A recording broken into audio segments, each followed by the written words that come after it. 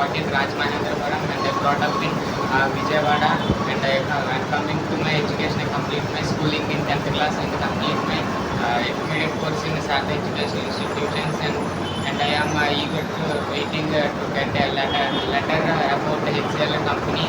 And coming to my family background, we are consists of four, including me. My father name is Satish, and he is working in AP Secretariat, and my mother name is Purnima, and he is a lecturer of Veena in the Gandasala Government College, and my brother is studying 8th class, and my hobbies are playing cricket and learning books related to technology, and this is my about. And coming to my strength and weakness, my strength is my family, and my weakness is not that, but if I had, I will definitely overcome it.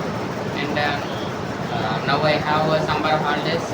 In this summer holidays, I'm going to Spoken English Institute, which is present in Patamata. And about that, if I said that about that institute, there are so many members.